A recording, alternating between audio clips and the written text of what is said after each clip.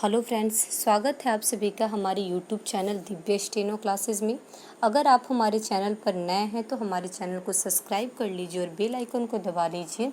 आज का dictation 100 word पर मिनट पर उच्च गति अभ्यास का प्रतिलेखन संख्या 84 है। इससे पहले इसके सारे डिक्टेशन आपको हमारे चैनल के प्लेलिस्ट में मिल जाएंगे। बहुत टाइम बाद उच्च गति अभ्यास खंड 2 का स्टार्ट हुआ है। अब यह रेगुलर तब तक चलती रहेगा जब तक कि यह पूरा बुक ना ख़त्म हो जाए, और इसका आउटलाइन भी कुछ समय बाद हमारे चैनल पर दिए जाएंगे। चैप्टर 1 से लेकर के 150 तक आपको आउटलाइन प्रोवाइड कराया जाएगा। सबसे ज़्यादा आप आउटलाइन का प्रैक्टिस करते रहिए ताकि कोई भी वर्ड ऐसा ना हो जो आपके दिमाग में ना हो, जिसका आपको डिक्टेशन में बोला जाए उसका हर एक वर्ड का आपको आउटलाइन आने चाहिए।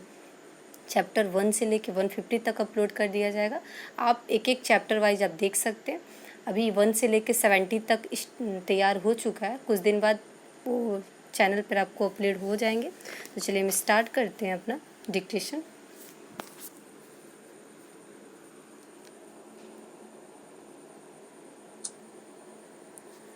स्टार्ट। महोदय, भारत विशेषकर गांवों में ही बसता है, और यद्यपि इन दिनों शहरी जनसंख्या बड़ी तेजी के साथ बढ़ रही है, पर यह आज भी सच है कि भारत ज़्यादातर गांव में ही बसता है।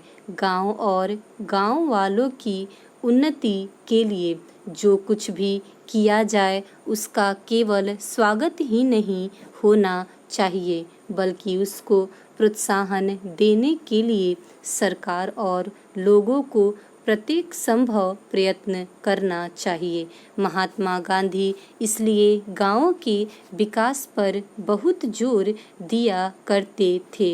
यह एक बड़ा शुभ विचार है कि आज उनके जन्मदिन पर इस समुदाय विकास योजना को प्रारंभ किया जा रहा है। इस देश में सामुदायिक विकास और सामुदायिक योजना नए शब्द हैं, पर यह विचार बहुत पुराना है।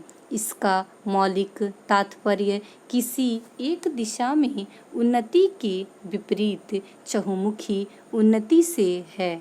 अधिक अन्न उपजाऊ संबंधी कार्यक्रम से तथा विभिन्न राज्य सरकारों और गैर सरकारी संस्थाओं द्वारा देहात सुधार के क्षेत्र में किए गए कार्य के हमारे अनुभव से यह सिद्ध हो चुका है कि देहाती जीवन के सभी पहलू एक दूसरे से संबंध हैं, और यदि एक एक पहलू को अलग अलग किया जाए तो अस्थायी परिणाम प्राप्त नहीं हो सकता।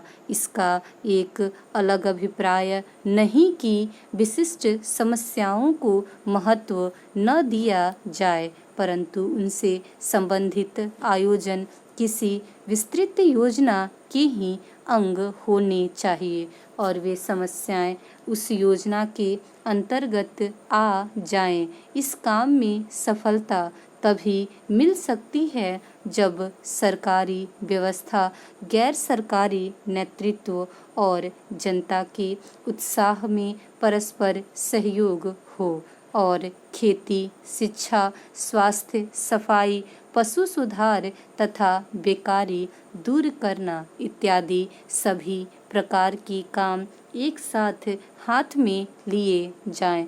महात्मा गांधी की प्रेरणा से उनके अनुयायियों ने देश के अनेक भागों में इस प्रकार के काम बहुत निस्वार्थ भाव से किए हैं, और दूसरी संस्थाओं तथा व्यक्तियों ने भी इस दिशा में बहुत कुछ किया है, लेकिन पर्याप्त धन और यथेष्ट मात्रा में विशिष्ट काम करने वाले न मिलने के कारण उनका विस्तार न तो उतनी दूर तक हुआ और न उतनी तेजी के साथ हुआ जितना हम चाहते थे।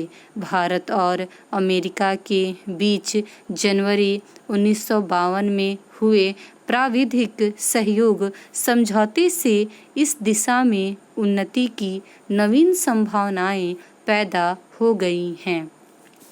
मेरा बराबर यह विश्वास रहा कि भारतीय किसान खेती के काम में कुछ नौसिखिया नहीं और उसे इसका कई पीढ़ियों का अनुभव है।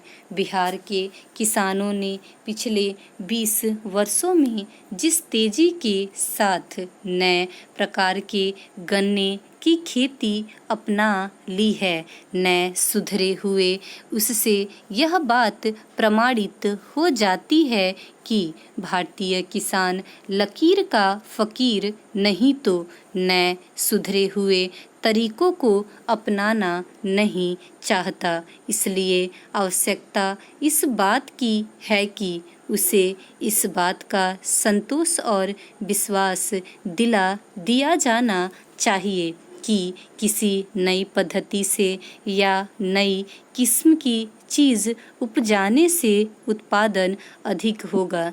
देश के सामने खाद्यान्नों का प्रश्न अत्यंत महत्व का है।